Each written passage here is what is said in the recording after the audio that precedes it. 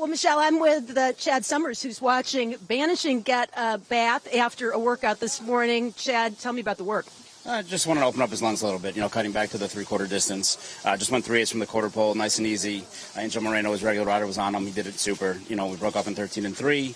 I got 38-1 on my watch. The clockers at 37-3, but just what we wanted. No gallop out after that. He's good to go. So Banishing is a horse who has been here for a little bit of time, but is relatively new for you.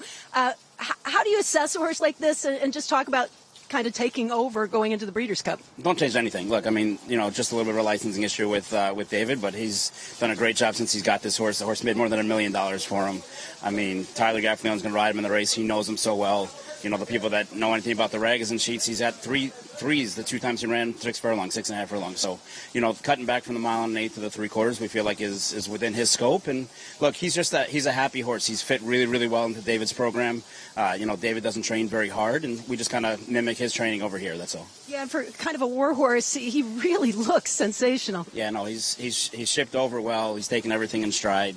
Just wanted to give him just a little bit of air into his lungs today, and I think mission accomplished. And hopefully, if he runs well, we can get Godolphin Breeder of the Year. All right, switching gears to the Distaff and Dry Powder, your filly out early this morning, coming off a couple of really very nice races, but obviously has to step it up a little bit for the Breeders' Cup. But what are you seeing in her now? She's coming into the race the right way. Look, I mean, she's going to be better as a 4-year-old, but we feel like, she's taken the necessary steps that brought her here. Obviously, a lot of confidence and thanks to their ownership and Gold Square and now Gold to put up the $60,000 to come here. I mean, you gotta run well, otherwise you don't get that money back. So we're confident that she's going to run her best race for her career, and she's going to need to. But you look at the morning line, you see, Click It's at 10-1 and Scottish Lash is at 12-1, and we got beat a nose and beat the other one 2 out of 3 times. So maybe just a little bit disrespected on the morning line, but we'll find out on Saturday. Is she part of the early pace, Dry Powder?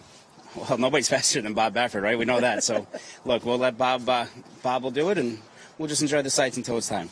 Fair enough. Best of luck with both horses, and thank you for your time. You got it. Thanks, guys. Chad Summers with the Dry Powder in the Distaff and Banishing, enjoying his bath right now. Chad Summers, very knowledgeable horseman, and he doesn't get these giant stables and these big swaths of horses. But when he gets a good one, he absolutely gets the most out of them, and he can succeed on the biggest stage. Yeah, mind your biscuits.